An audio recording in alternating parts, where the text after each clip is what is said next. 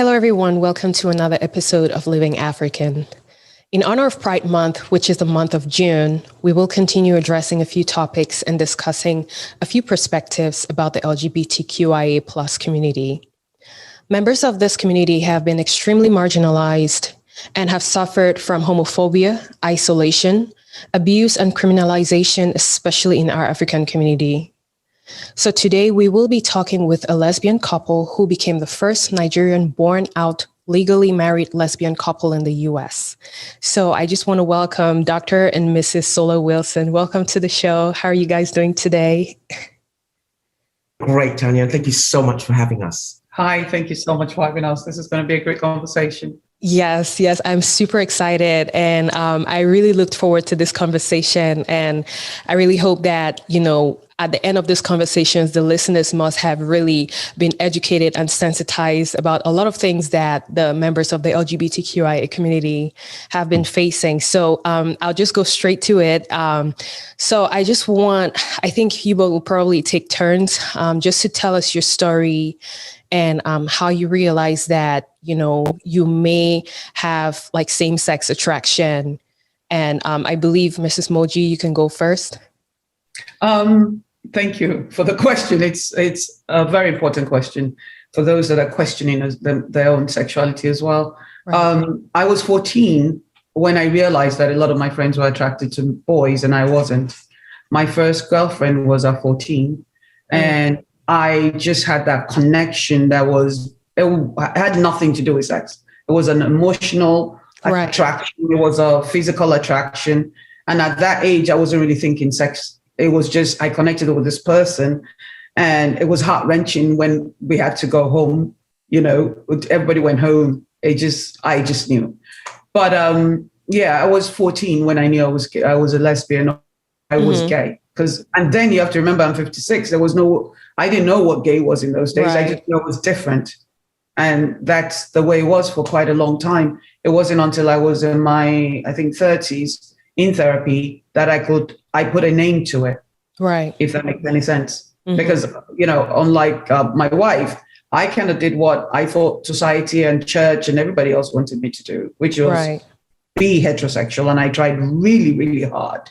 Mm-hmm. And it didn't work. So, I was 14. And then I was almost 39 or so when I just owned who I am.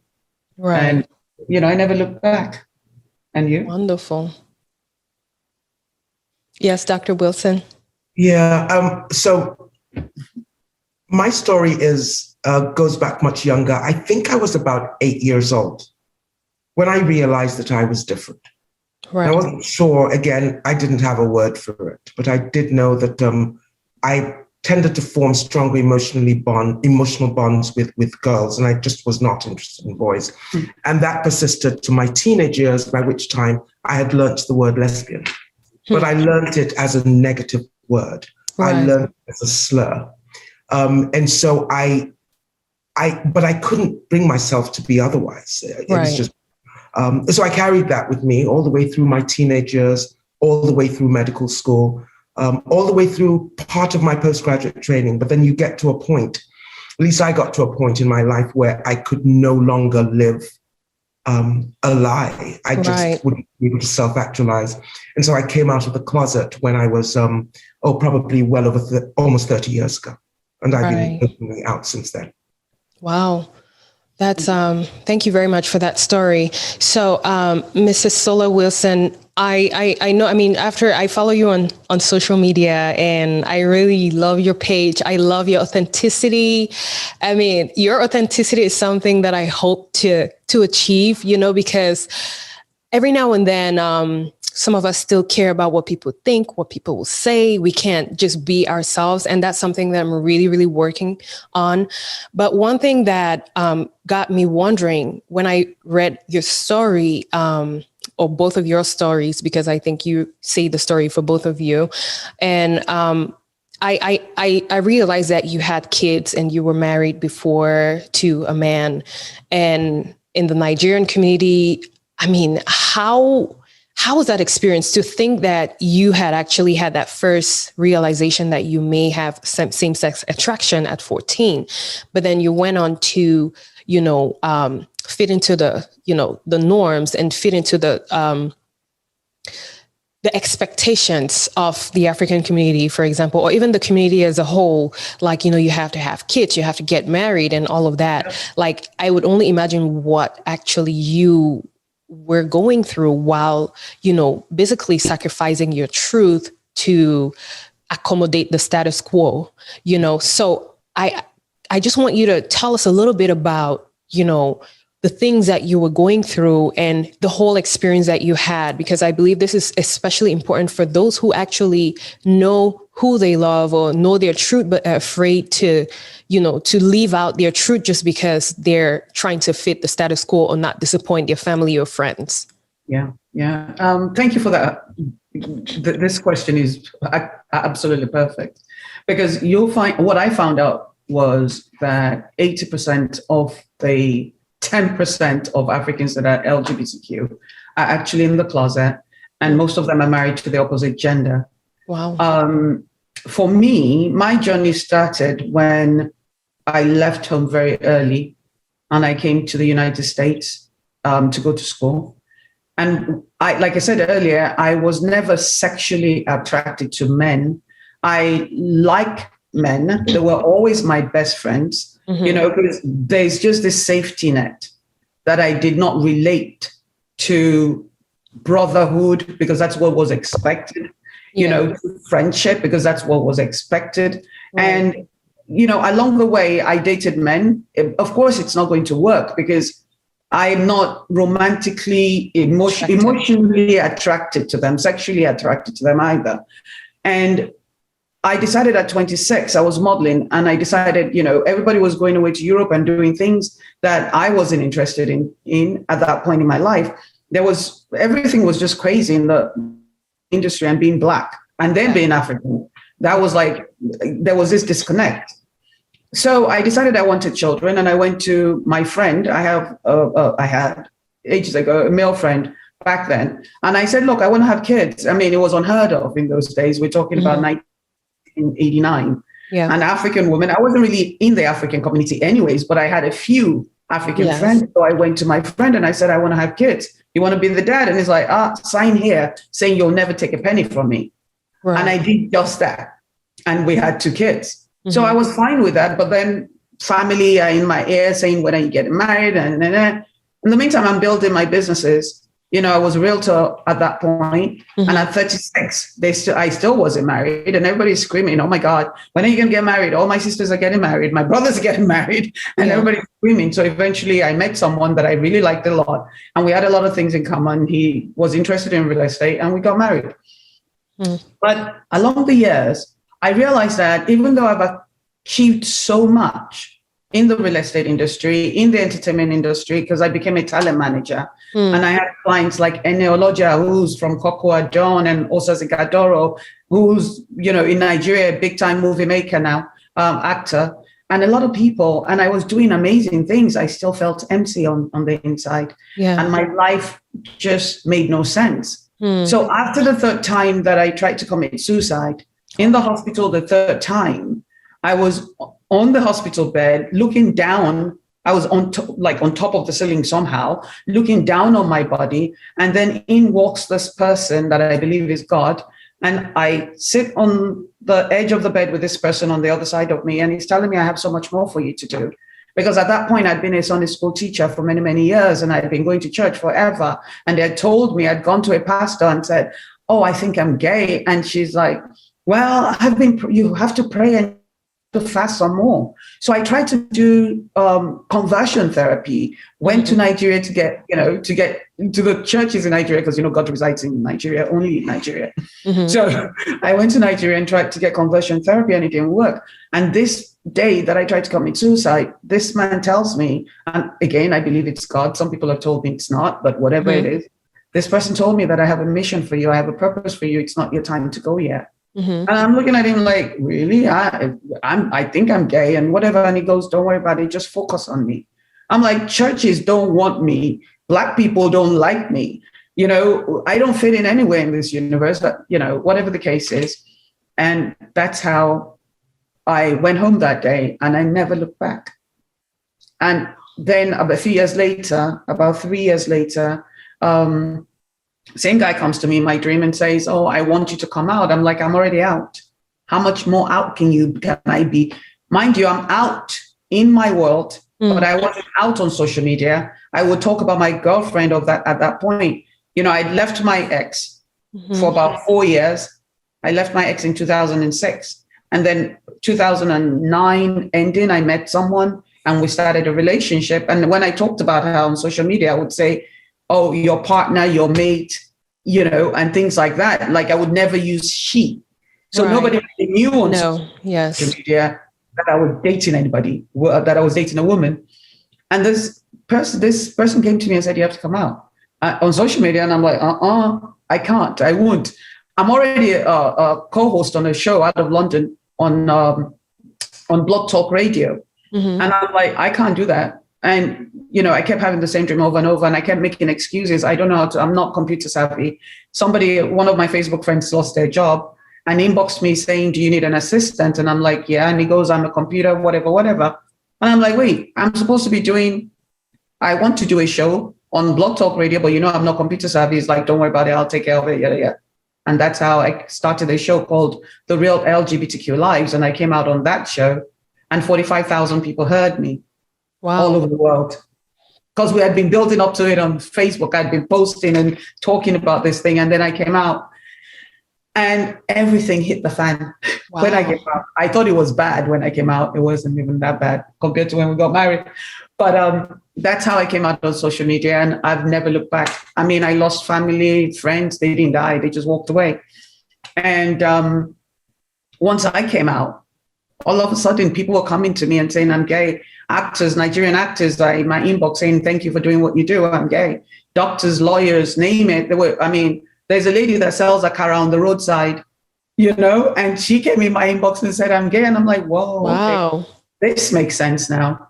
And little by little, I started to build a little tribe of gay and non-gay people that were, allies and things like that. And and that's pretty much it. Wow, that's definitely a powerful story. Thank you so much for sharing that.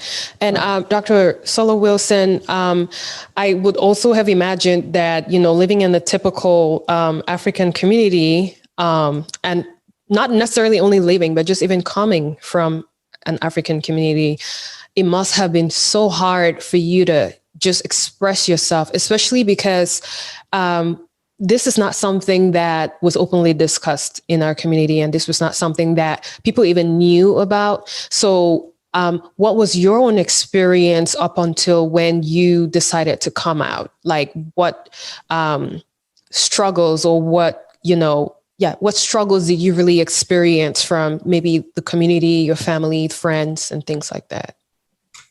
Yeah, it's been an interesting journey. And I'm grateful for my journey because it helped me build grit. I left Nigeria when I was 29. So up until then, from the age of 8, I had walked around with what felt like a very shameful secret. It gave me a chance to see people for who they really can be. And as a young woman growing up, it also gave me the opportunity to experience the pressures of society. Wow. People who have absolutely nothing to do with you, nothing to do with your life, you barely know. Some family and friends feel that they have the right to comment on the life of a woman simply because she is a woman. Yes. They bring their misogyny to the table. I cannot tell you how many perfect strangers I had walk up to me in Nigeria and ask me why I wasn't married.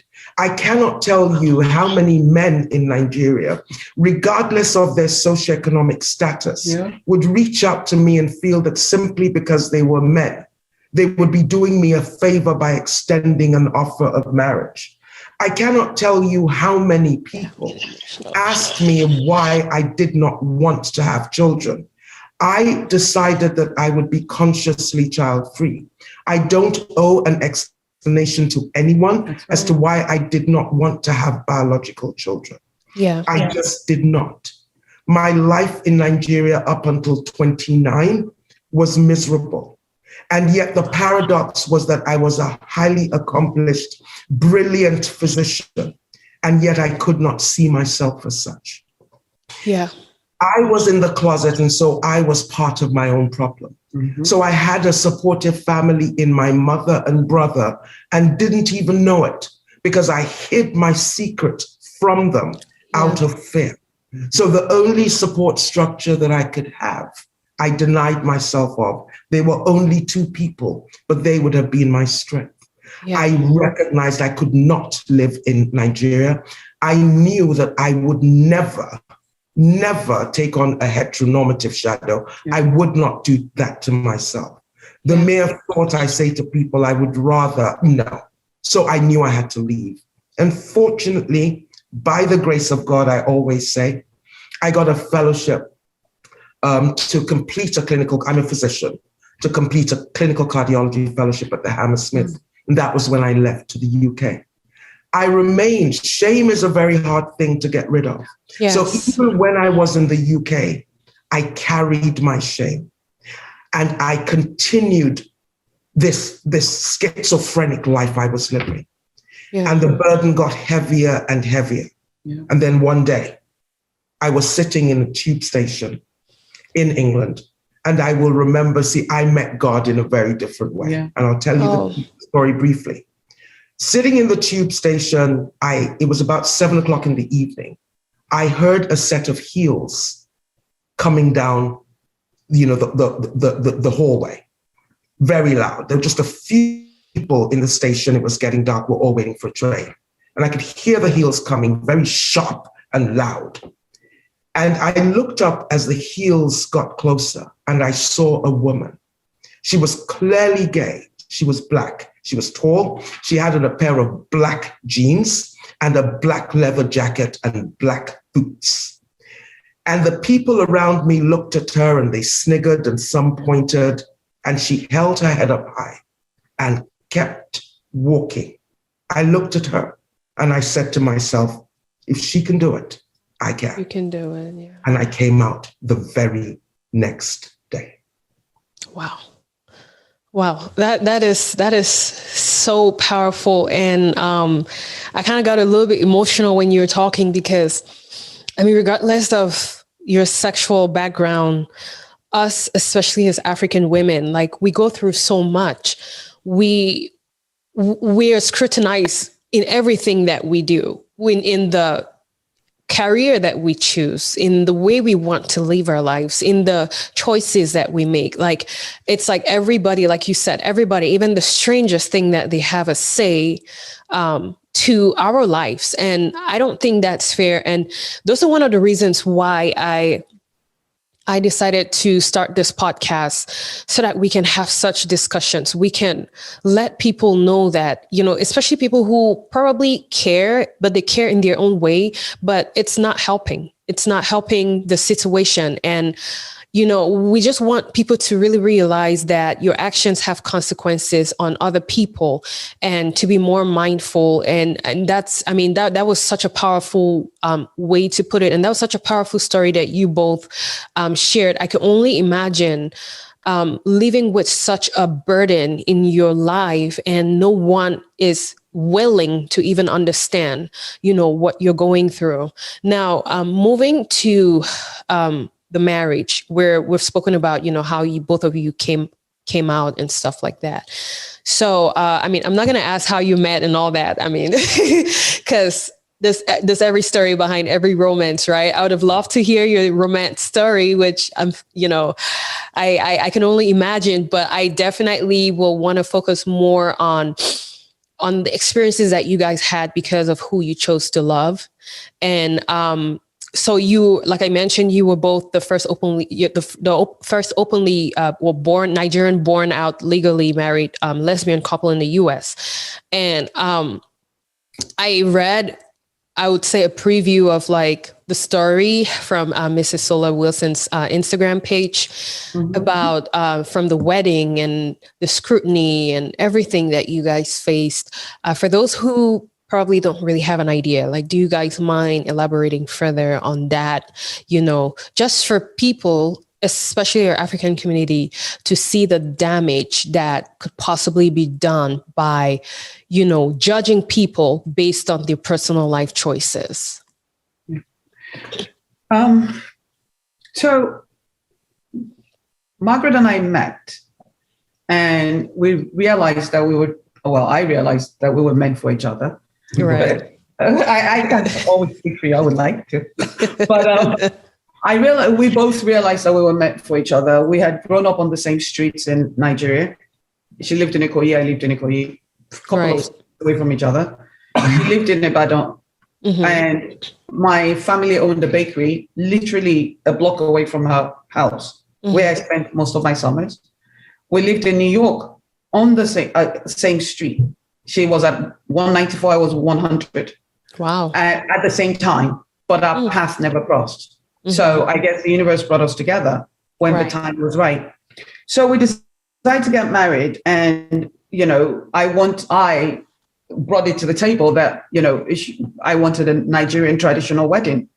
Mm-hmm. So my friend is like, wow, that's great. Because, if we were heterosexual, coming from the families that we both come from, that are very comfortable, very well known in Nigeria and such. Right. It was sad that we were trying to get married, and it's bad enough that we have to pick up the tab ourselves, because you know how traditional weddings are in Africa. Mm-hmm. It's like a big production and things. And I'm the first child, and she's the only doctor in her whole village. Right. So I was thinking, wow, okay, this is going to be easy. And then we went out looking for vendors, and nobody would touch the wedding.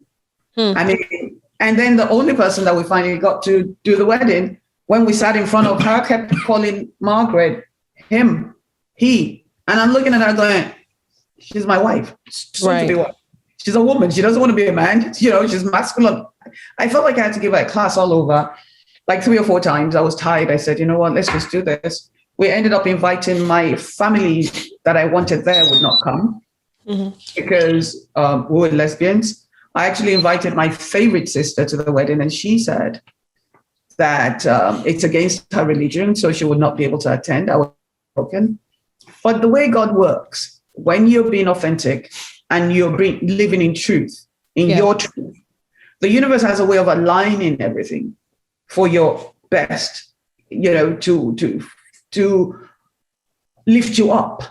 So my sister wasn't coming. My few family members that I wanted there were not coming because it's against their religion. Mm-hmm. We ended up having friends on Facebook stand up as my father, because my dad's dead. Yeah. And a couple that I met on Facebook stood in for my family. And Margaret's only family member that came back was her cousin from the UK who flew in. And then who else? Our lawyer was the one that gave the bride price. It was hilarious. A Jewish guy in a Nigerian wedding. The footage is hysterical, but we designed our own wedding. We designed everything ourselves. King Soniade's son, who happens to be, we call him our brother, was he arranged for the talking drummers, and he was the drummer at the event. We had literally three weddings. Nigeria know they carry last. Yeah. So we got married in the courthouse. We got married traditionally, and we had a white wedding as well. At the white wedding, after the event, one of the people that I thought was very close to me. Every time I tell the story, I get emotional. I've been friends with this person on Facebook for like 7 years. Yeah. And we're talking, she had issues. I helped her out. We talk back and forth. She calls me Auntie Moji. I had invited some of my Facebook friends social media friends to the event. Yeah. And this one person linked the pictures to a blogger. And funny enough, at the wedding, remember, we had security, ex-Marine, ex-police officers, there have been like 8 of them carrying guns. You had to turn. I think Michael Jackson was getting married. The way we did this thing, we literally shut down the Hilton Hotel. And we had security guards there collecting cell phones and giving them receipts for it. We had about 10 photographers, at the wedding. And everybody that wanted pictures, the pictures were controlled so that it wouldn't leak to the press, not because we were not out, but because of the fact that it was our day. We wanted to get married the way we wanted to get married. And I already knew that the press would carry it, but I wanted us to have that day. Yeah. To remember as an amazing day that we exchanged vows. Now, it's not just the drama from the person that leaked the pictures. It's the drama from my children that were very, what's the word? Not too cooperative, cooperating rather. And then, the pictures, we got finished the wedding at 12 midnight. We're on our way out. And this person who I thought was my very good friend said to me, oh, take a picture. The only picture we allowed one to take with her phone was leaked to the press. And then she had taken all the pictures that were set around the place as part of the decor. Yeah. And she sold those pictures to the press. And my God, we got married at 12 midnight. We hit the papers in Nigeria at 3 a.m. My phone was ringing off the hook. Have you seen? We were all over.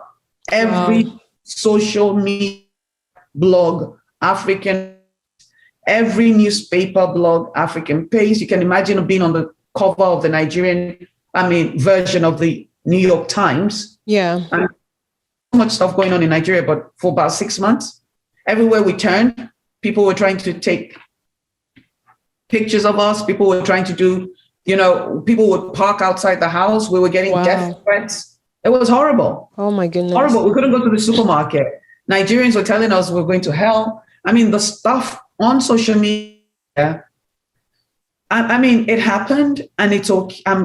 I'm almost grateful that it happened, because it made me a different kind of person. It made me a stronger person. It got me to the point where I now live my life as I choose, with integrity, a moral compass that's intact.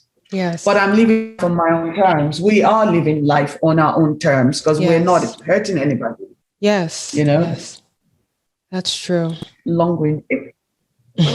If I could just make a couple points, because this is, and thank you. Thank you for doing what you do. Thank you. I'll make a couple of points. There are a couple of things that I think this is, we don't talk to the press often. No, we don't. And the reason why I started my response by thanking you for what you do is because I don't know that I've ever shared what I'm going to share right now. Okay. People have often said to us, well, why did you get married? Why did you do that? Why did you have a big ceremony? Why didn't you just do it in a quiet way? Right? Right.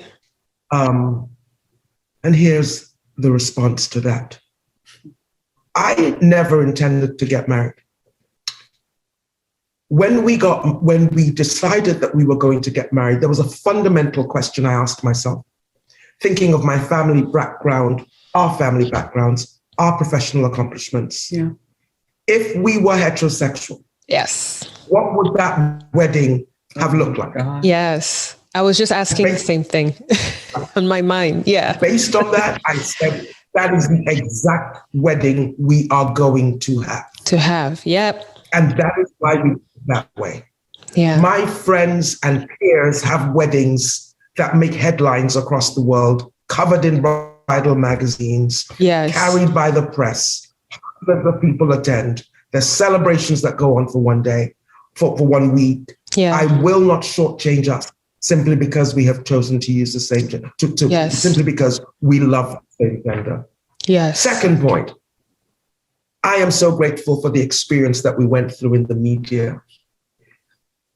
I read every single one of those comments out there, including the one that told my wife to hang herself and jump off the Staten Island Bridge, including the ones that described me as an abomination and a beast, and used language that I would not repeat on this platform.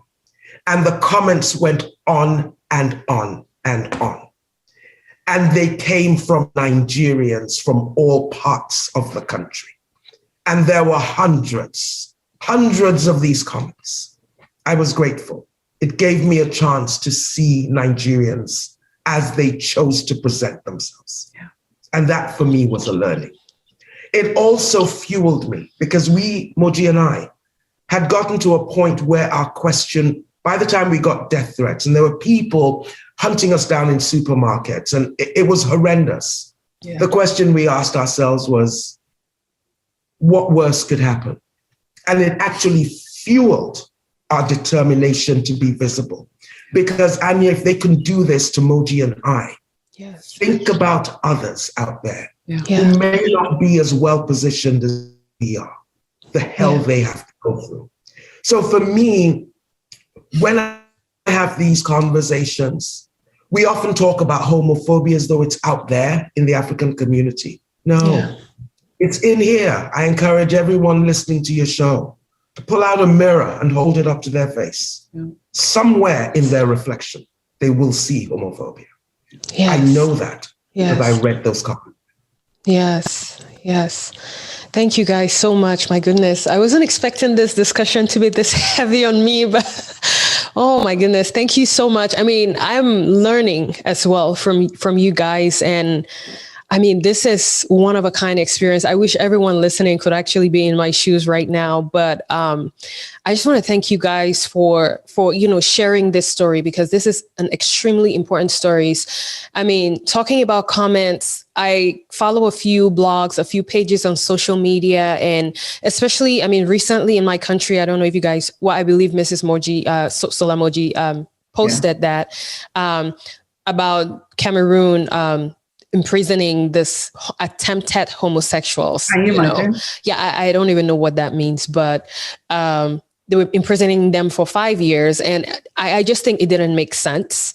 And and the comments below, I also have someone that, she's LGBTQIA plus advocate, and she's Cameroonian and she's lesbian as well. I hope to talk to her in one of our episodes, our future episodes. And she has been really, really doing a lot of work to help sensitize the word and free these two individuals who are, Cameroonians as well. And the comments, people bashing her, people who were probably not even Christians, or people who, I mean, I don't even know, like with things happening nowadays, I don't even know the real definition of a Christian anymore, because sometimes when I look at the way certain Christians act, it just doesn't even rhyme with what the Bible says, and it doesn't even rhyme with how Jesus taught us to treat one another, to love one another as we love ourselves. The comments, I mean, I find myself like replying to certain comments, and then I just cancel it, because what I have is not to say, it's not going to help the situation.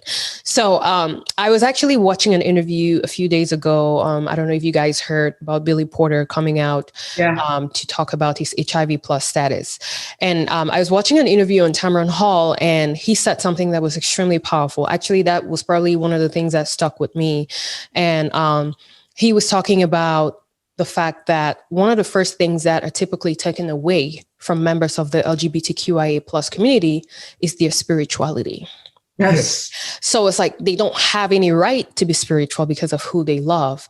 And so I just wanted us to shed more light on that. And, I wanted to understand your thoughts about that, and basically, or especially from your experience from the Christian, or I believe you both are Christian, so I can say Christian, from the Christian African community. Like, I can't wait to hear what you have experienced and their perspectives and your perspectives.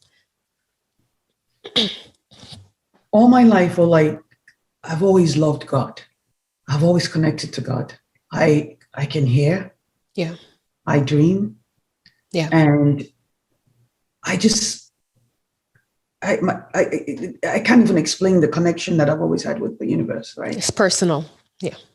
Personal. And I wasn't a Christian first. I was a Buddhist first. Mm-hmm. And so that taught me to love all beings, all God's creations, and walk in the light, as in understanding that whatever I put out there is going to come to me. And when you give love, you don't expect it back. Mm-hmm. You're just giving because that's what's needed at that point in time. Mm-hmm. So then I became a Christian.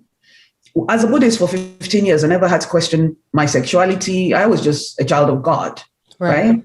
Then I got into the Christian walk, and it was like they were so obsessed with sexuality and the gay community that when I started to come into my own being and start to try to understand my sexuality, and where I landed on the spectrum, one of the things that made it very difficult for me to accept myself is the fact that I was told I would go to one church for a year. And when I couldn't take it anymore because of the bashing of the LGBTQ community, I would leave and go elsewhere. And they all had the common bias, I would say. Yes. Which is basically homosexuals are demons. Homosexuality is a crime. God did not love gay people. And that's what led to me trying to commit suicide 3 times. Right. I was a Sunday teacher for about 5 years in this last church that I went to. And, I had helped them to build the Sunday school. Mm-hmm. I had put in my heart, my all. I went to church 3-4 times a week. And I would ask, I walked up to my pastor who ran the children's church. Mm-hmm. And I walked up to the pastor that day and I said, I think I'm gay. And she's like, you have to fast and you have to pray some more. Right. You're not praying enough. You're not fasting enough. So I really did believe that. And I fasted a lot. I got to be 135 pounds soaking wet and I'm 5'7". And I was still gay. Then I went to Nigeria and they said, go to Celestial Church and go and sleep on the grave of Oshofa, who created Celestial Church. And I did that for 7 days and 7 nights. And then on the 7th day, they took me to the beach and started to wash my body with a sponge. Oh my God. And I realized I was still gay because I was too busy looking at the dresses, gowns of the women wet. And then I realized I was still gay and came back to the United States and said, you know what, this is it. And I really believe God did not love me. I really believe that God did not want me until I accidentally ran into a church. And I mean accidentally, literally. I went to that church because I heard the music and I loved the music. I'm driving through this town in Newark. I heard the music and I said, whoa, to the church and saw that pastors were gay. The choir people were gay. I already knew most of the choir people in all the churches I've been to were gay anyways. There's more gay, there's more lesbian in, if I can use Boris for a minute, mm-hmm. in the churches than anywhere else I'd ever been, because that is where you see people that are LGBTQ searching for God. The pastors were gay in the straight church. I found out later because the pastor that I went to that told me to pray and fast came out a few years ago. I actually interviewed her on my show on Facebook, Authentic Conversations with Mo. So I posted it on IG. The pastor who had told you to pray and fast, she eventually came out. Huh. She eventually came out. Interesting. As lesbian, because she finally fell in love with a woman. And, it gets to a point where 2 things push you out of the closet. Yeah. You meet the one, or you can be like me that could no longer look at myself in the mirror because I'm living a lie. Yeah. So when that happened, and I went to this church and I realized that God is really inside me, and God had been telling me for many, many months to focus on him anyways and stop looking outside myself and look within me because he resides in me. Right? But the Black churches and the African churches are the worst places for, homosexuals. Yeah. Sadly, it's a place where we all go to. Yes. Looking for salvation, looking for love and acceptance. And they break the LGBTQIA community more than anybody else, more than anywhere else. They preach hate in most churches. And, for when you've been shunned by your family,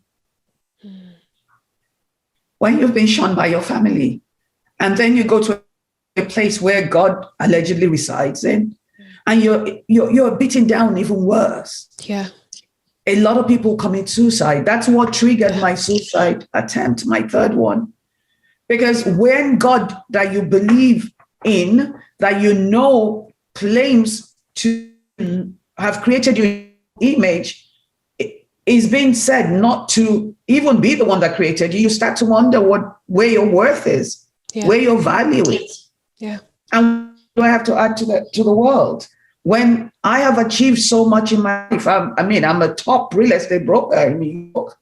I'm the first African-American on the Staten Island Board of Governors in 70 years. Yeah. I have done this, I have done that. I feed the homeless and I do this and I take people in and I help people all over the world. And God still doesn't like me because the churches Yeah. said so.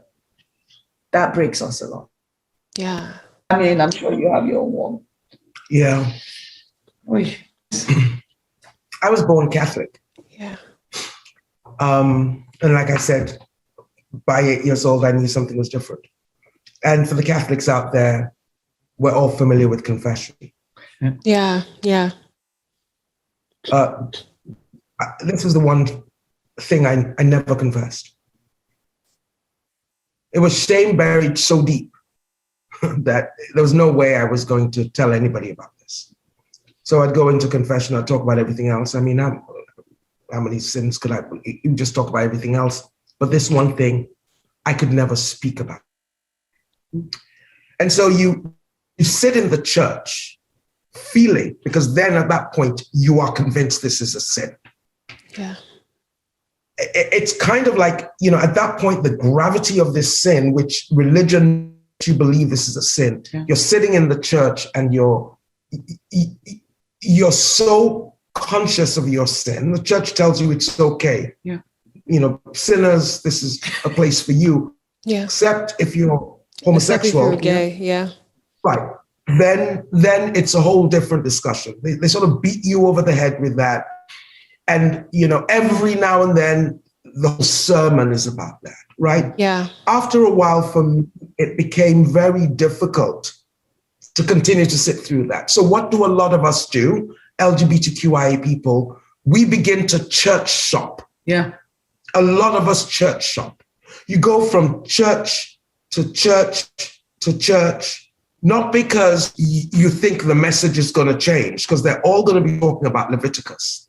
Yeah. But you go from church to church because you're looking for the cure, right? Yeah. The Catholic Church won't do it. They don't read the Bible enough. So maybe let me go to a church that's Bible believing. And then you go there and you follow all the instructions and it doesn't work. So you change church and you keep church shopping.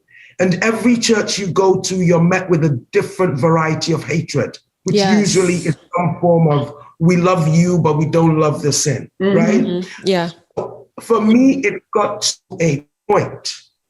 And every church you go to, what do you run into? You run into LGBTQIA people in the church, deep in the closet, who are part of the problem. Yes. They will usually be the first to throw the stone, right? So for me, I recognized at some point, out of anger at God, that I was the one making the fundamental mistake. You see, I was looking to man and community in the church to give me the answer. Right. God doesn't need the pastor to talk to Margaret. Yep. He doesn't need the community to talk to Margaret. Yes. The second realization was I can read the Bible just as good as anybody else. And God can talk to me the same way he talks to the Pope. Yes. And so I went on a personal, individual, independent search, and I began to read the Bible like a textbook. And nowhere in the Bible could I find the messages Christians were delivering. Yes. And so I took back my spirituality. And the one thing I will not do for any reason is step into a church where I cannot say, I am Margaret, this is my wife, and we are gay. Yes. If I say that from the pulpit, I will no longer be part of those damaging communities. Right. But let me be clear, Anya. Christian communities are not the same thing as spirituality. Yes. I will say, I am a Christian. I believe in Jesus Christ. Jesus would not be found dead in some of these churches. Yep. Because the damage they do, yes, totally different sort of pain. Yes. I would say to all LGBTQIA people, some people believe in God and others don't. For those who believe in God, God has not abandoned you. No. Yes. God made you the way you are. He loves you. You don't need anybody. Just like I don't need a community to tell me my mother loves me. Yeah. Right. I don't need a community to tell me God loves me. And that is where I am. Right, right. Thank you so much. Oh my goodness. I'm so glad that you guys said this, because last week, actually, I had an episode interview with a pastor, and we were talking about the need for the church, because I mentioned, like, if there's any time for the church to be more receptive and accommodating of the LGBTQIA community, it's now. And I'll just leave it at, we had a very interesting discussion. We agreed to disagree on so many things. And I mean, I hope you guys, continuing to watch that when it airs out, but it was very interesting. And I mean, at the end of the day, my personal belief is that we as Christians, we have to act like Jesus did. Jesus hung around everybody, I mean, I feel like a lot of Christians nowadays act like the Pharisees back in the day. They were so judgmental. Like, you don't have to do this. You have to do this. This is a sin, but this is not a sin. And this is like, they try to pick and choose, right? They try to pick and choose which sin is more than which sin, and which, it was just, it was interesting to get a different perspective from the church, which was, I don't know, it kind of made me ask even more questions. But what I truly believe is that we as Christians should just love one another as we love ourselves. We don't need to love people based on their personal choices. That's their relationship with God. That's what God is for with them, or that's what God will do to them or do for them. Like, we should not make our choices on how we treat our brothers and sisters based on what we think is wrong, or based on what we think God will be more angry with versus other sins. Because I believe the church is like a hospital. Everybody who comes there is sick from something, right? And we're trying to get healing. We're trying to leave out better than we came, obviously, but we cannot pick and choose, like, oh, your illness is more serious than my illness, so that makes me better than you, or that gives me the right to point fingers or whatever.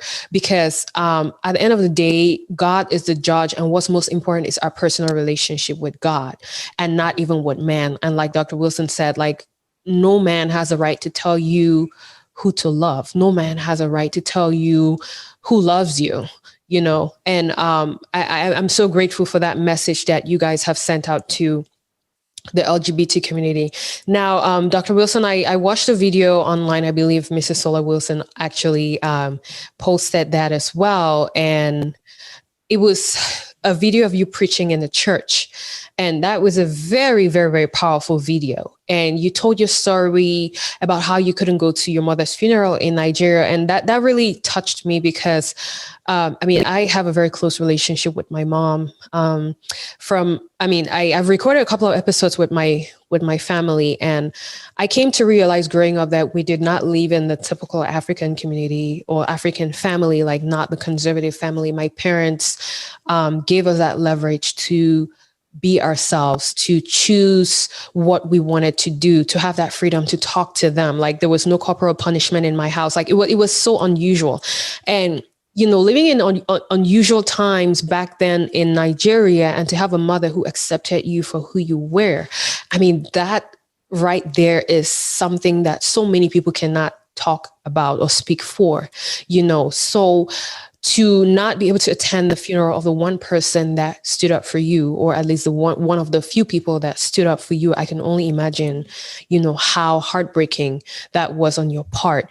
And how from that interview, I also realized, I learned a lot from the questions that you had based on your talks with God. And just to see you stand at a pulpit in a church and preach as an LGBTQIA community member. That in and of itself was, you didn't even have to say anything. That was a powerful visual, So how do you think Christians can be more accommodating to the LGBTQIA community? And what do you think in terms of the laws that restrict or put people like you both on exile from the country? Like, what do you both think, lawmakers could do to embrace members of this community? Thank you. Thank you, Anya, for the question. Yeah.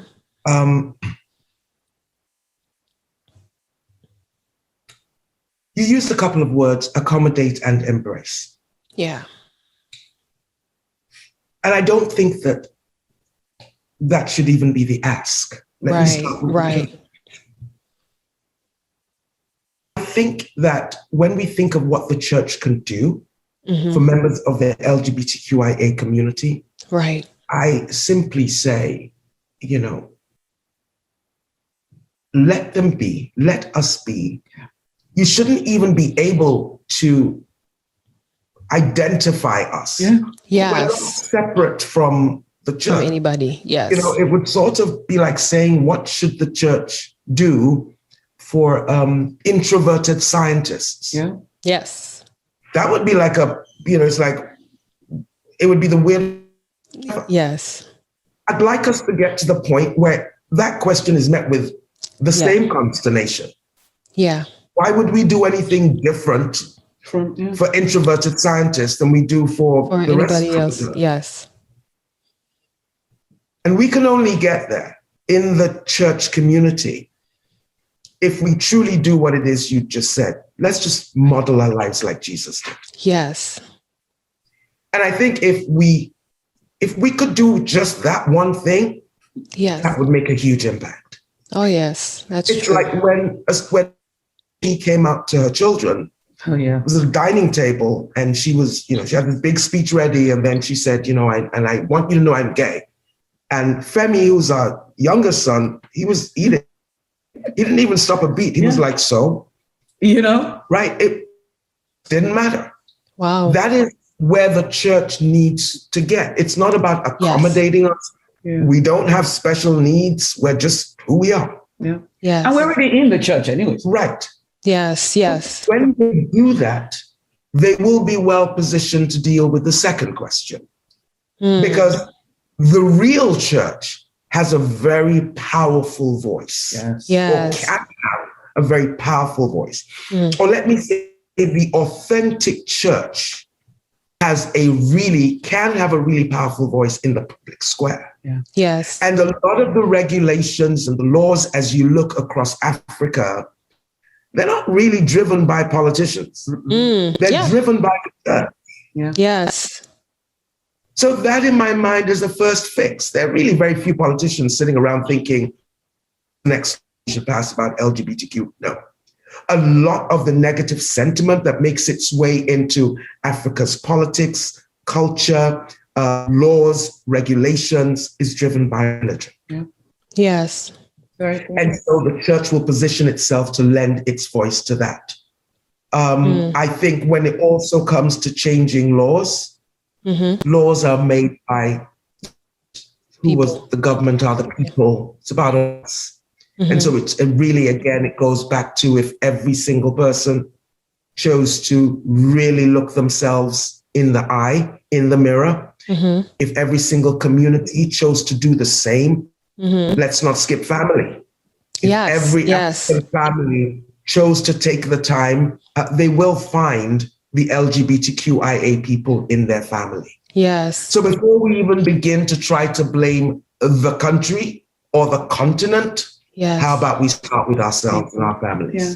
Right. And I think, Mark, for one of the things I say preach, because I thought I was supposed to be a preacher. So I started talking on social media.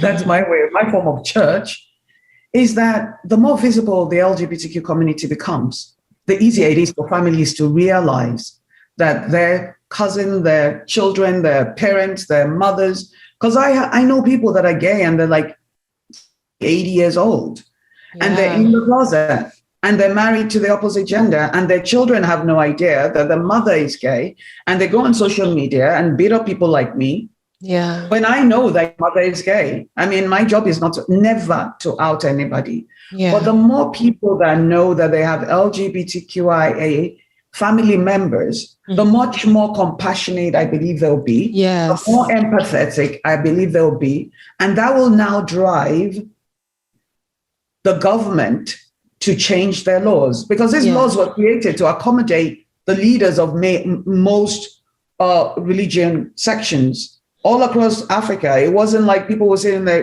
living rooms eating akara and dodo. Yeah. You know, and Yashikura said, okay, today I think they should change the law of these gay people. You know, Right. that's what happened. What happened is that the religious leaders got together and said, okay, homosexuality. And usually what happened in Nigeria in 2012 was that the president at that time was being scrutinized for all the money he had, you know, embezzled. Mm-hmm. And in order to divert the attention from himself and his wife, Yeah. he brought out the LGBTQ law that was pushed by another gentleman who's a lawyer, whose son came out 4 months ago as gay. Wow.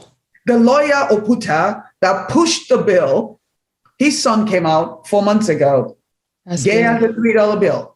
See, Whoa. this is why I continue to ask the LGBTQIA community. Yes, it's hard being out there. It's very hard, believe me, even at our level.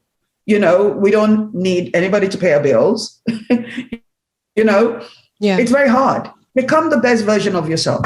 Because I really honestly believe that a lot of parents are very worried about their children being like Bobrisky and a whole lot of, you know, other people that are out there butt naked on social media.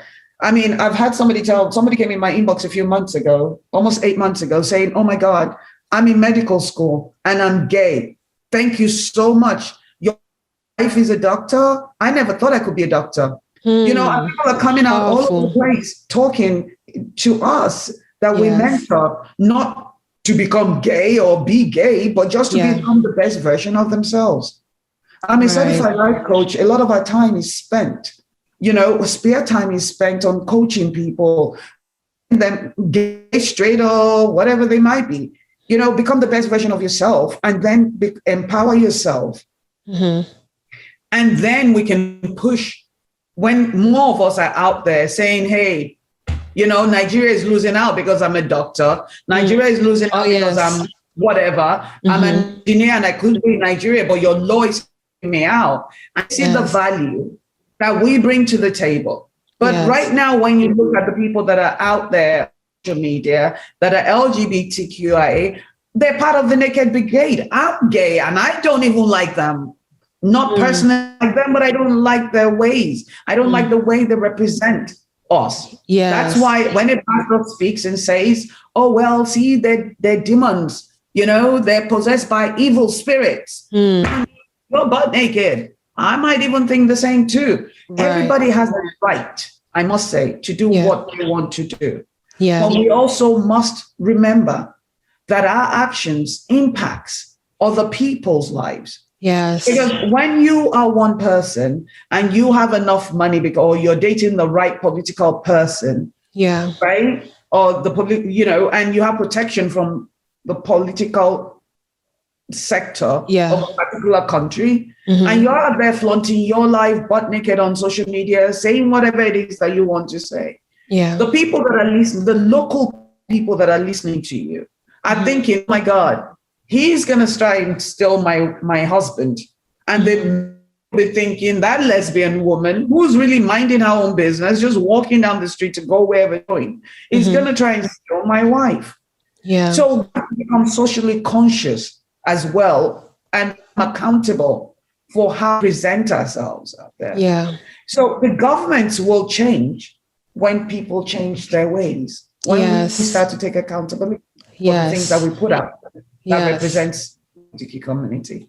Yes, thank you so much for that truth. And I mean, like you said, we have to really be mindful of our actions because they have consequences, especially on people's lives. I mean, to think that you tried to take your life 3 times.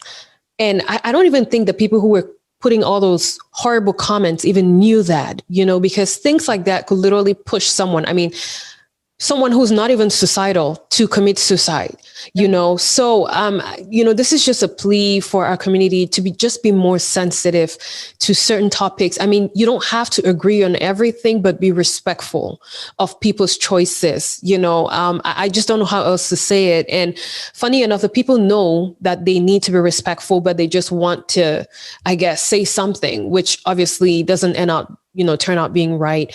And Mrs. Sola Wilson, thank you so much for everything that you had mentioned, especially about, the people reaching out to you. And that's what I also wanted to talk about, because I know on social media, you always state that, a lot of Africans or even Nigerian LGBTQ members actually reach out to you on so many, with so many stories about, what they're struggling with, either those that are gay and afraid to talk about it and stuff like that. Can you just not necessarily share the stories that they share with you, but just give us a synopsis of the reality that such people go through behind the scenes or in the closet that we on the outside may not really be aware of, and we tend to be insensitive about? One of the hardest stories, a young woman that I was mentoring, her friend. Yeah. Ooh. Take your time. I was mentoring her friend. And they're both butch young women. And I was so excited because finally, this young girl, they said she was schizophrenia, but she wasn't. She's just very depressed because of the way society treated her in Nigeria. One of the things that we do is we try and empower people. You want to be a tailor, we'll send you to school. You want to go to get your master's. We have a not-for-profit that's self-funded, African LGBTQ. Yeah. And this particular young woman committed suicide on my watch. And I say my watch because they were part of my tribe. Yeah. And the abuse. If I can sit here in a 6,000 square foot house with a Corvette, and I go through so much pain because of the things that are said to me. Imagine a young girl in Nigeria, 20 years old, just starting her life with, just try to make something of herself. Yeah. She committed suicide. That was the hardest piece for me last year. Was it last year or the year before? Last year. That threw me into a frenzy. And because I'm an empath as well, yeah, I read stories, I see their words, not what they wrote on paper, but I can see and feel what they're going through. Yeah. So I will to people and say, hey, it's Moji, what are you going through? And then they'll tell me and we'll try and sit on, even if it's just to listen. Yeah. Because being able to tell somebody I'm gay is like releasing the cap off of a boiling pot. Yes. Last year, 3 young Nigerian people committed suicide. Oh my goodness. That we know of. Yeah. And that's very hard. Yeah. I have people in my inbox on IG saying, oh my God, you guys are so amazing. You give me hope. And, people call me and say, I don't think I can do this anymore. I had a young lady inbox last week and said, I can't do this anymore. And Moji, you don't understand. I to a man and I can't stand him touching me. I have other ones that are married to men. They have guns and their heart is being broken every day, because they're just living a lie and they can't do it anymore. And I understand because I've been there. Yeah. And then when you do even come up, people come up to me and say, hey, you used to be married to a man. Why did you change your mind? Yeah. I had a mechanic ask me about months ago, like even if I was a heterosexual, I would marry him. He said to me, he's like, why would you go and marry a woman? I asked you to marry me. And I'm like, I don't even know you. I never met you. And then it was a mechanic. I'm looking at me and go, hey, I don't, with all of, like, how would we even meet? Yeah. So when people become keyboard warriors, they need to understand that you might as well take a gun and shoot that person. Because the person that told me right after we got married to go and jump off the Verrazano Bridge did not realize that I had tried to kill myself for being gay. Yeah. Did not realize it wasn't once, it was 3 times. Yeah. So you telling me to go and jump off the Verrazano Bridge could have triggered something in me that would have made me end my life that day.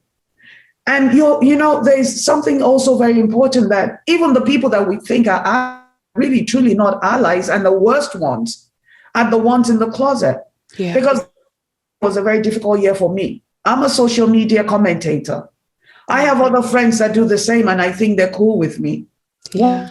Wake up in the morning after having dialogue with a influencer, because she has 35,000 followers. I don't have a lot because I'm gay. And it turns out she wrote this whole piece about me and ripped me apart because I said, I don't encourage lesbians, because she said on her page that lesbians, if men don't step, their wives will become lesbians. And I went to her page, not behind her, and the wives will be taken by lesbians. The wives will be taken by lesbians. And I said, please don't do that. Because don't speak on things you don't understand, because the men will now be going after women that look like my wives, believing that they're the ones selling us out. Yeah. This woman for a whole week dragged me on name it for a whole week. And now she opened the doors for all the homophobes to come to my page and say all kinds of things about me. But eventually what happened was I found out that this particular person was a bisexual woman. Oh my goodness. Because she said it on a recording that she sent to me. Oh my goodness. So we ourselves break ourselves. But one thing we all know when you become a spiritualist is that when people don't love themselves, it becomes very hard for them to love other people. Yes, that's true. So self-love is one of the things that I preach. If you ever on my page, you'll see I tag it, love yourself, authenticity matters, all the stuff, because everything starts and stops with us. Yes. So a lot of the stories that are shared with me on social media, they're very painful. There's nothing we can't overcome. Yeah. Once we own our authenticity. Yes. Everything comes with a price. A price. My prayer is that it's not more than we can afford, because when we got married and decided to become a union, we lost friends, we lost family, but we gained friends and we gained family. And family is not always blood. Oh, yes. Family is the people that come and love you, love on you, accept you 110%. Yes. Without any excuses. And there's for those that are sitting out there thinking, they're on the fence thinking, should I come out, should I not come out? You have to decide for yourself if you want to come out or not come out. You have to decide if it's worth the price. And you can't come out for anyone. You must come out for yourself, so that when the hit feels like a sauna, you can validate yourself and your choice to be out. But for every one person that comes out, what we do is shine the flashlight to the tunnel to guide others out of their darkness. Oh, yes. Yes. Thank you guys so much for that, and just for the work that you do, especially, to empower such a marginalized community. And I can only imagine, what they're going through is definitely hard.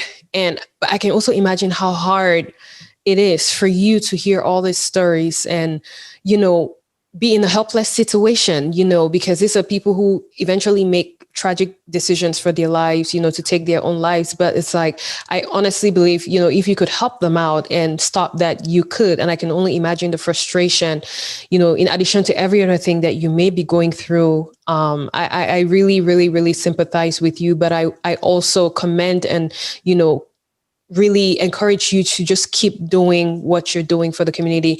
I mean, when I personally hear these stories, this one question I always ask myself, I'm like, if Jesus was here, will he rather people take their lives or live in their truth? I always ask myself that. And I think Jesus would rather people live in their truth than to take their own lives, because I think he was that sacrifice enough. He sacrificed himself enough for us, and he would not want anybody to sacrifice their lives for their truth, So I really want to just take this moment to really thank you both for that. Now, moving on to trying to sensitize the community. I know that we're probably way past, that, but I feel like it's also an important thing to always serve as that reminder to the community.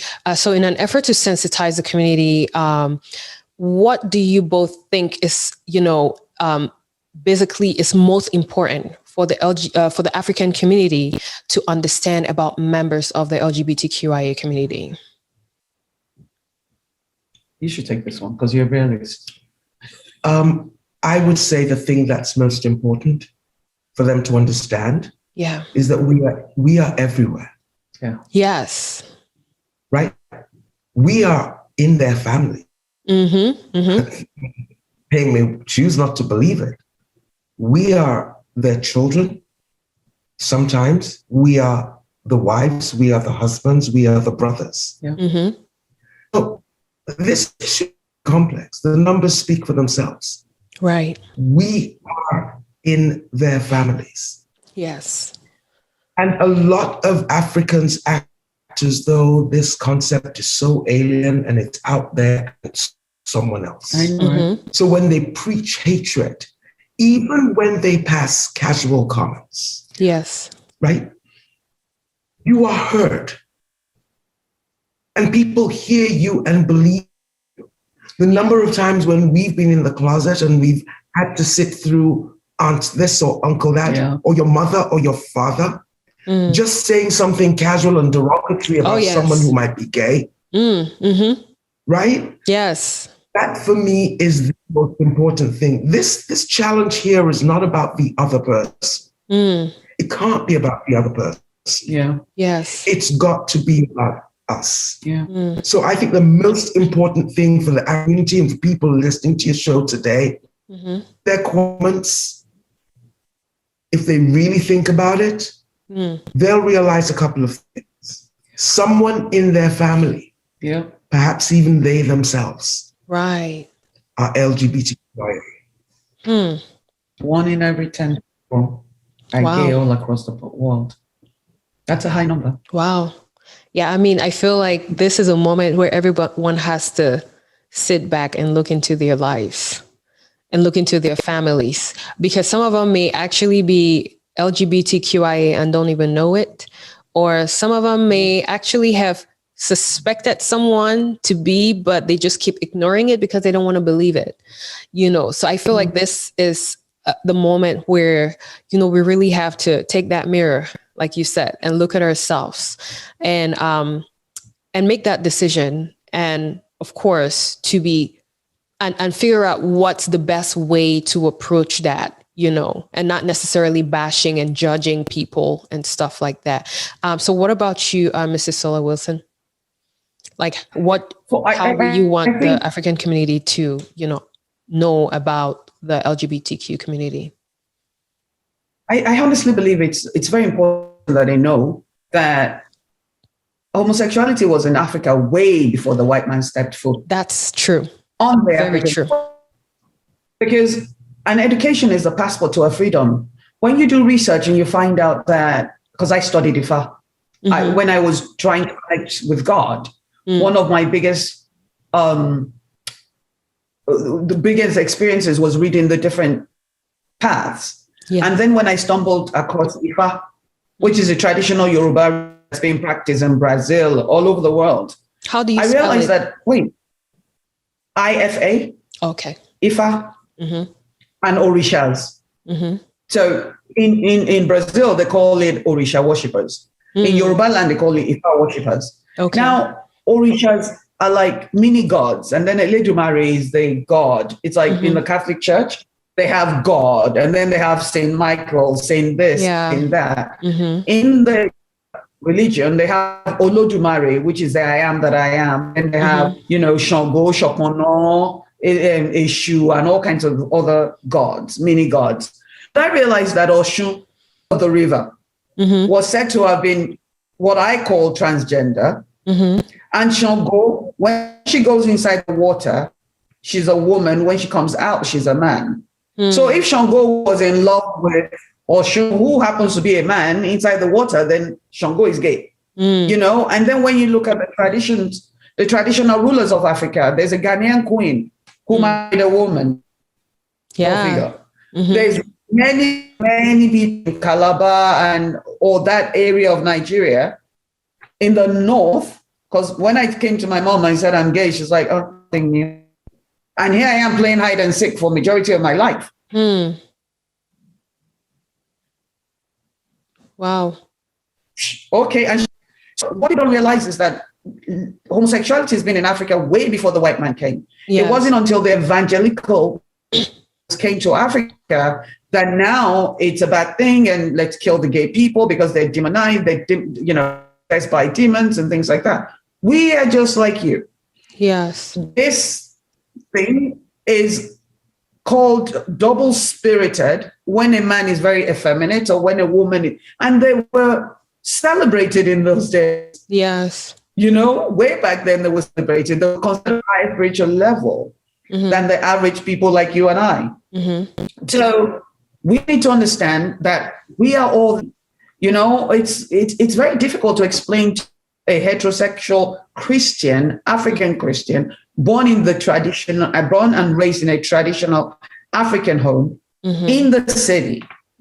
But when you start talking to people that are allegedly uneducated, this is like not even on it's not even on their, they don't care. They're rather, These are people that are uncivilized. Yes. And they're the most civilized people that I've ever met in Nigeria. And when I talk about Nigerians, the people that I connect with the most are the people that are coming from a spiritual background, not a religious background. Right. And they're usually the ones that are not civilized. They're the ones that live in their farms and feed the whole thing and take care of their brothers and sisters, because that's what God wants. So they're not spitting quotes from the Bible, but then being, God-like or Jesus-like. Yeah. And that's what I believe that most Africans need to understand, that the more segregated we become, the more, the more homophobic we become, the less Africa will thrive. We can see today what's going on with Nigerian. We can see today what's going on with Ghana. Yes, they believe they're doing well, but Ghana could be doing a lot better if all the LGBTQs, that even when they open the gates of Ghana and let everybody come, Americans come in, thinking they could live American. Yes. But with your homophobes, the people that really have the finances are not going to come. Yeah. Because half of the people in the entertainment business deal with LGBTQIA of their lives. Yes. So they know where the bread is buttered. They know that if they dare take them Ghana up on that offer, they will be boycotted, just like as South Africa was. Yes. See, when you start to hit people in the pocket for the LGBTQIA, stop spending your money with people that don't support you. Stop buying merchandise from people that don't support you. Start empowering each other and building businesses. They won't give you a seat at the table, like Tyler Perry says. Build your own and invite your own tribe. Yes. Build your own. And that's what we've been doing. That's why we're building our own village. Yes. Because Nigeria says we can't come. Right. So my wife and I bought a 40-acre property and we're creating African village. Yes. Yes. I heard a lot about that village. I'll actually talk about that later to give you guys an opportunity, to tell our audiences about it.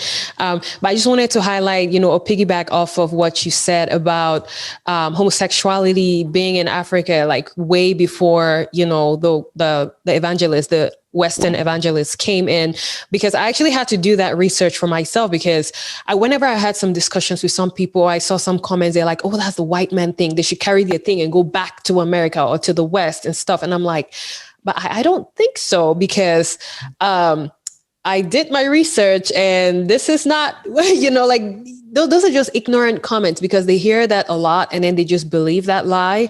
But like you rightfully said, I mean, homosexuality is like the ancient royals back in Africa. They actually practiced homosexuality, and that was something that was glorified. It was not like forbidden or a taboo or something like that. So for those who are culturally entangled, in that false narrative, it's actually not true. Like, it was way before the Western evangelists actually came to Africa, who actually brought slavery, if you think about that. But that's a discussion for a different day. And they brought the Bible with them. Right? About the village, the Sojimola village. Oh, sorry, the Mola Wilson village. I'm sorry. Sola Wilson village. Sola Wilson village. Oh, Lord. I just want you guys to talk more about that because it's something, I mean, I don't really know much about it. I just read a few excerpts about it, but I'm super excited. And that's probably one of the places that I will be visiting in the nearest future. So I wanted you guys to just talk more about that. Go ahead. Oh my, I will never shut up. But so we, last year, my mother-in-law died and we could not go home because of the LGBTQ issues and such. Yes. So we had decided, to find a weekend home because they have tornadoes and all kinds of crazy weather here in Houston, as you know. And so we decided we were going to find a place to go. And we were looking for a place for almost a year and we couldn't find anything. Again, at 3 a.m. in the morning, magic happens at 3 a.m. for me all the time. So I found this piece and the red dirt was what attracted property. I'm a realtor, I'm a real estate broker. And I spend most of my days looking at properties and looking for properties to buy and fix and sell. And this one just hit me in the core. And then I sent it to Margaret and I'm like, you got to see this, so we went to visit it. And I just, right as I'm stepping out of the car, I just like crying. Oh, I'm so emotional all the time lately. I must be menopause or something, but it just brought me back to my childhood. Yeah. And it brought you back to your childhood. And we looked at each other and we said, this is it. And, we had been all over the place to buy houses or we put in a few offers and the offers were not accepted or something. It just never clicked. But this one, it just felt right. And it has a 3-acre lake on it. And it has fish. People go there for fishing now. It has a labyrinth. Yeah, you have to tell that story of the labyrinth because you're a Catholic. When I knew this place was divine, it was destined for us because we moved out of New York. And of all places, we're coming to Texas. Black lesbians coming to Texas. Everybody kept saying, why are you doing that? But we came because that was the message from the universe. That's what God told us to do. And we came. I had no idea. My wife works internationally, so it didn't matter where we lived. But I worked in New York. I own a real estate business in New York. But we still came. We came in faith. So when we saw this, it just felt perfect. And we the property, not even knowing about the labyrinth. Please talk the labyrinth. It's important. Yeah. I think the other thing to add to this real quickly is a lot of people approach us about Solar Wilson Village like we're running a business. Oh. We're not. Okay. This for us is a mission and it's a passion that stemmed from a couple of things. Clearly, like any other venture, we're not offering it free of charge, right? Because it has to sustain itself, et cetera, et cetera. But this is not a commercial concept. No. If you think about the discussion that we've had thus far, and Andy, Anya, if you think about the way people perceive Africa today. Yes. You share with people that we're Nigerian by birth. You see this bulb go off in there. It's almost a mental equivalent of, that stereotypical scene where the white woman clutches her purse when she sees the black man. The black man, yeah. When we say we're Nigerian, you see that reaction and you can just see 419 scammers going off. Yes. The image of Africa that's portrayed in the media today is nothing like what Africa was when we were growing up. Yeah. Yes. And so when we stepped into Solar Wilson Village, it was so reminiscent of Africa, it's difficult to describe. Yes. And we felt that we wanted to create a haven, a sanctuary where people who had never been to Africa before could come. An experience, yeah. And we could offer a truly African hospitality experience. Yeah. Yes. We also wanted to offer that to Africans who have forgotten what true African hospitality looks like. Yes. It does. It's religion agnostic, sexuality agnostic, skin color agnostic. The true African hospitality is if you are a stranger, you are welcome and we will care for you. Yeah. Oh, yes. So from both aspects.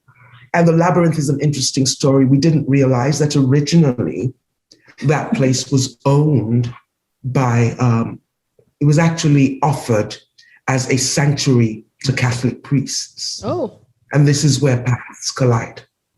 And the Catholic priests used it as an area of meditation. And they built a prayer labyrinth, which is like a maze that you can walk along and pray as you go, which still stands till today. Yep. Wow. So just an interesting point. It's a powerful, one of the many good things that's been said about, by our guests about Solar Wilson Village is that it's very peaceful. You know, it's very serene. Very serene. And just people find peace there. And I believe that it's holy land.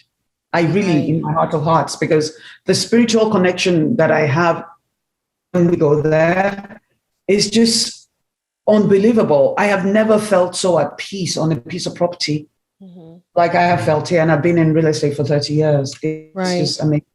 And I think it's important to say real quick, it's in the heart of Texas. Yes. Nice. People warned us about that. You can't possibly be doing this. You can't, why are you even living in Texas? And they painted all sorts of stereo possibilities. This whole experience has taught me and taught us. Bias, unconscious bias, holds us back from a lot of things. Yes. Texas has been warm and welcoming. Yes. And the people in Ledbetter, Texas, have been nothing but warm. Yes. It's been a learning for us. Yes. Blown every single stereotype to bits. Wow. That's very powerful. Thank you so much. And so if people want to come visit the Solar Wilson Village, how can they get there? Like, where can they go for resources, like maybe a website or something like that? They can go to solar-wilsonvillage.com. Okay. We're also on Airbnb and we're on Verbo as well. Okay. But if you go to the website, there's a link to click on to book. We're a wedding venue, event venue. If you want to do birthday parties, reunions and all that stuff, you know, we have the space for it. Right. We can accommodate 500 people outside. And in the inside of the building, 75 or 50 or something, very comfortably. But we have a lot of grounds. It's 40 acres. I mean, and we're still scaling. We're still building more properties on there. Awesome. Yeah. And you said that's in Dallas? No, it's in Ledbetter, Texas. Okay. Ledbetter is between Houston and Austin. It's 1 hour from Houston, 1 hour from Austin, 5 hours from Dallas. Okay. I'm ready. Thank you. Okay. Thank you. So my very last question that I have for you both is, what advice will you give to our African brothers and sisters who are still in the closet and terrified of expressing themselves? You go first. People, here's what I would say about that. Everybody has a different journey, right? I'm going to hear people say things like, you know, you've got to come out of the closet, you've got to be visible. No one can actually dictate that for anyone else. The first exercise in coming out is actually coming out to yourself. Yes. And here's what I would say. If you are African and LGBTQIA and in the closet, know that you are okay. You as a person are okay. That is the first battle. That's the first thing I would say. The second, I would say that for those who are fortunate enough to know each other, having and seeking a community that you trust is important. Whether they are LGBTQIA or not. Allies come in different sections, different colors. Yeah. So having that small trusted community that you can lean on is, and you can still stay in the closet and do that. Yeah. The third thing that I would say is give your family the benefit of grace. You described my mother. Yeah. And my mother was my best friend in the entire world. Yeah. I knew she loved me. I knew she would be there for me come rain or shine. I have one brother who was also the same. And yet, I trust her with who I really was and who I really am. A lot of LGBTQIA people in the closet, their one fear is not about what their boss thinks. It's about what would my mother think. Mother, yes. And I say, I cannot, tell you whether or not you should tell your mother or not, or tell your parents, I can't. But give them the benefit of the grace. And if you have a family member who truly loves you for you, don't assume that they are just like the rest of them. But ultimately, at the end of the day, I would say it's about coming out to yourself, accepting yourself for who you are, and understanding that there is nothing wrong with you. Yes. Thank you. And I totally agree with you. For a 56-year-old woman that lived a lie for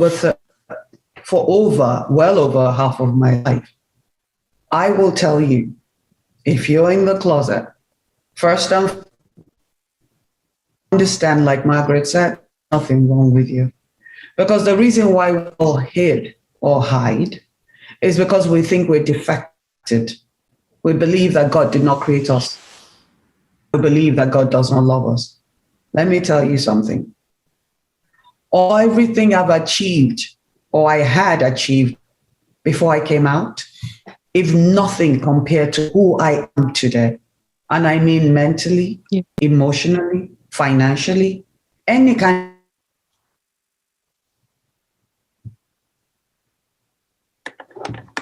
out there, once you stand up and look in the mirror and say, hey, I am great and I'm okay with it. You don't have to run around and carry the flag and all that. We're not all meant to be. We all have our own way of being an activist. Yes. You accept who you are. Empower yourself, please. Make sure that you're self-sufficient. Make sure that you don't depend on somebody to pay your bills. Because the moment that you depend on others to pay your bill, that you are and who you should be. Yeah. When you become the best version of yourself, if you want to be a mechanic, be the best. If you want to be a toilet cleaner, be the best. At that point, it wouldn't matter to them if you're gay, straight, bisexual, trisexual, any kind of sexual, right? Or even green card sexual. Just know who you are and own who you, because God saw you so special. That's what I believe about me. Yes. God saw you and said, you are special. I'm going to make you absolutely fabulous. Yes. And make you not white bread, literally. So you got to lean into who you are. You don't have to carry the flag. Don't be shouting all over like Moji and Margaret that you're gay. Just live your life. Because if you don't, you will never get to experience what true, authentic, unadulterated, pure love of self and others feel like. And one last thing. I'm not encouraging anybody to be gay. We don't advocate for people to switch sides. Yeah. But if you are gay and you are going through it, reach out to us, africanlgbtq@gmail.com. We don't gayness. What we preach is authenticity. Yeah. And what we do is give you guidelines and we'll point you in the direction of a therapist if you need one, a life coach if you need one, whatever it is that you need, the tools to become your authentic self. Yeah. And to become the best version of yourself. That's what we do. We don't pay for parties. We don't pay for security at gay parties. Yeah. And we don't encourage people to cheat on their partners straight, gay, or otherwise. So I'll just take it from the top. I think the other thing that I would like to share with the African LGBTQIA community, particularly for the younger adults who are, perhaps just starting their adult journey, is to really think through the decisions that they make as a result of societal pressure. I think one of the challenging things that we often see are people who are either lesbian or gay, who make a decision, in the closet, and then they make a decision to marry someone of the opposite gender, right? Which is almost like a second layer of the closet. And now you've brought somebody else in with you. Yeah. And then you make that decision to go on and have children. And the problem just gets bigger and bigger and bigger. So this is not to say that there's any right or wrong. I think what it is to say is just think through those decisions carefully. Because the wrong decision can change the trajectory of your life forever. Right. And thank you for sharing that. And that, I know this is channeled towards the LGBTQIA plus community, but that actually applies to all of us, especially as Africans. We live in such a crafted community that, things have to go a certain way, not because they're right or wrong, but just because that's how it's always been. Yeah. And from my trailer episode of this podcast, that's actually why I started, because there are so many questionable things in our community that affects the well-being of Africans, but we just do not talk about them. We don't address them because they've never been addressed. They have never been considered or even changed, because that's how it's always been. Hey, everything has been swept under the rug, so let's just keep it moving. But these are things that with time, and especially with exposure, from the social media, the internet, we're seeing how other people of other communities are handling these issues. And then we come back to ourselves and we realize that if we don't talk about these things, they're going to kill us, literally. There's a lot of people who commit suicide. I was talking to this friend of mine this morning, and she was just talking about a parent that a child told her parents that she was suicidal, and the father told her that she has a spirit of suicide, and if she wants, she can go ahead and kill herself, and they're gonna have more kids and live happily ever after. And I was like, you must be kidding me. So it's like a lot of people do these things for lack of knowledge, and knowledge is power. And that's why I always want to spark these open discussions and get all of us to come together as we did back in the day, either by the fireside or wherever we were, and just have these discussions and have these stories and listen to each other, and try not to be judgmental and just to accept each other for who we are, and I just want to thank you guys so much for giving me this opportunity to actually get this knowledge out of you, and hopefully our listeners will learn a lot from it. Now, how do they contact you guys in case people have questions? I know you gave the African LGBTQ gmail.com, but how else can they contact both of you? I'm on social media. I'm on Facebook. That's where I do a lot of my shenanigans, I call it. But I'm also on IG, Instagram. You can inbox me. Most people tell you I respond within 24 hours because I never know what kind of situation a person is in. So I'm on IG. You can DM me or inbox me on Facebook. I'm out there as well. If it's anything major, I'm sure you can find my phone number out there. I'm not going to give it. But if you want to get to me that fast, the number is out there. My name is Mojisola Wilson. I'm a licensed real estate broker, so the number's there. Do the homework. Right. Okay. What about you, Dr. Wilson? And for me, African LGBTQ at gmail.com is one way. Right. Emojis generally, sort of you take on a lot of the PR work. Yeah. I'm much more comfortable in the background. She brings me in as needed, particularly for our really severe cases. Yeah. Right. Because it's very important to understand that there's a lot of things that I will not understand because I left Nigeria too early, number one. And also because I'm a femme and my wife is a butch. So because I'm a femme, I don't particularly understand what a butch Nigerian African lesbian woman is going through. So when it gets to the point where I don't think I can help them, bring Margaret in, and that's when she talks to people. Yeah. Otherwise, I'm the person, I'm the gate. Yeah. Yes. That makes sense. And lastly, I mean, this wasn't part of the questions I wanted to ask, but I just want to give you guys this opportunity, not giving you an opportunity, but I want to really give my listeners an opportunity to understand that being a member of the LGBTQIA community does not define what you can do in the community. You guys have done so much, especially professionally, in the community. So I just want you guys to basically tell us what you do professionally so that people can listen and know that strides have been broken and they can break any strides or any ceilings or any walls or whatever boundaries that are basically in their way, because you guys have done that. And I want people to be motivated and encouraged that who they love does not define what they can do in life and what purpose they can fulfill. Definitely. I'll go first because your list is like too high. So I am a licensed real estate broker. I've been in real estate for about 30 years. I am an award-winning realtor, first in many, many, many segments of the industry. I've been flipping, which means I buy and fix houses and sell back to low-income people. Mm-hmm. I also am a designer. I make handbags and bow ties, Afrocentric things that I want my wife to wear. Yeah. So I created a business called Shuku Accessories. I have a website out there as well. Right now, my biggest thing, we're both philanthropists. We have the African LGBTQ, which is self-funded. We don't rent and all that stuff, which the mission is to empower African LGBTQs all over the world through education. Right now, my passion is inclusion and diversity.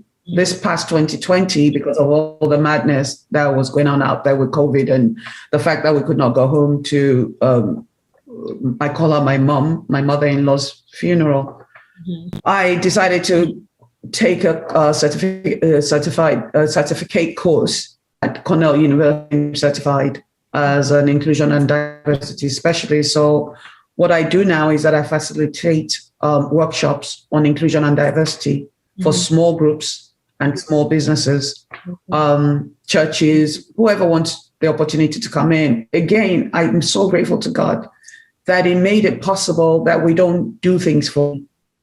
Yeah. So, for instance, if there's an African group out there that wants to learn about how to become inclusive, if there's a church that wants to learn about how to be inclusive, reach out to me. We'll do this thing on a sliding scale. I don't believe in doing anything for free anymore because I believe that people value what they pay for. Yes. I'm a certified life coach as well. Yes. So I bring all my experiences to the table and all the education and all the therapy I've been in 20 years.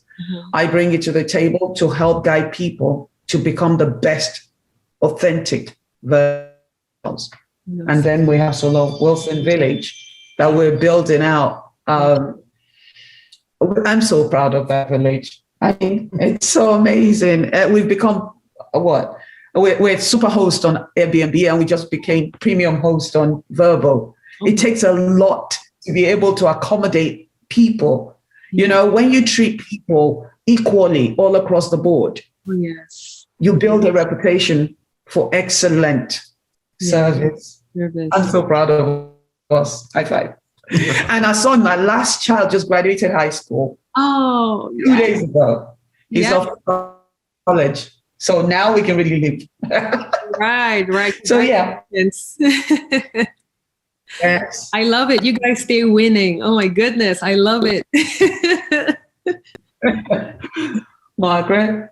You're great. So I'm a physician. I graduated from medical school really young at 21. I entered medical school when I was 16, which is a good thing because I had a pretty long career, which I will shorten. Right. So physician by way of specialties, I always say it depends on what continent you're standing on. Right. But in Africa and the UK, my specialties were internal and cardiology. And then I picked up an additional specialty of geriatrics in the United States. So I'm board certified in Nigeria, the UK, and in the United States. I think a significant part of my career, currently I have a focus on global health, but before then I was on faculty at one of the leading medical schools in the United States. When it comes to geriatric medicine, I was in faculty for about 7 years, and I was a professor at that university before I joined probably one of the largest healthcare management companies in the United States. So I currently hold a senior executive position with one of the large Fortune 10 companies, actually. It's in that group. And I remain passionate about global health care and healthcare systems, improving health systems. Yes. I won't bore you with my academic record. Significantly published, and also received several awards. I will mention one, which was a source of great pleasure, but was also a source of great pain. A couple of years ago, I received the Lide Saúde Award from Brazil. And that is the award that is given to the most prominent name in Brazilian medicine. Wow. As I accepted the award, I thought of the country of my birth, Nigeria. On the other hand, I am declared a criminal, subject to jail. That was the paradox. Wow. Wow. Wow. Wow. Yeah, it's amazing. It's really amazing, but then sad at how our beliefs our beliefs actually limit us. Because who knows, you probably would have been receiving that award from Nigeria, but I mean, you probably and just Anya, it's not about receiving the award. Yeah, it's about the work. The work. Because Nigeria has one of the worst healthcare systems in the world. Yes. Well, and to have somebody like Margaret that goes around the world creating healthcare systems all across the globe. And she's been given awards all over the world, not just Brazil. We're talking Colombia and all these other places. And Nigeria can be fixed, but because she is LGBTQ, they're losing out on that talent.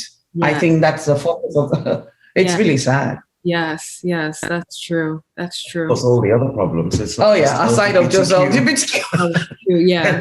There's corruption and all kinds of other things in there too. But hey, let's focus on one topic at a time. Right. Yeah, I mean, thank you so much. Thank you both so much. It's been such a pleasure just listening to your story and getting to know you guys on a different level. I remain forever grateful, and it has been such a wonderful discussion. And I hope that this discussion doesn't end here. I hope that we can all carry these discussions to our various circles and just be real with each other and try to be more understanding and ask the right questions and just treat each other with love as we deserve and as Jesus or God will want us to. So we have come to the end of this podcast, and I just want to thank both of you so much for being here. And I will definitely keep in touch, and hopefully we can have more of these conversations in the future. Thank you so much for listening and for being here. Thank you so much, Anya. Thank you for having us, and thank you for your courage, and thank you for the light that you shine, and thank you for your voice. Thank you so much. I appreciate it.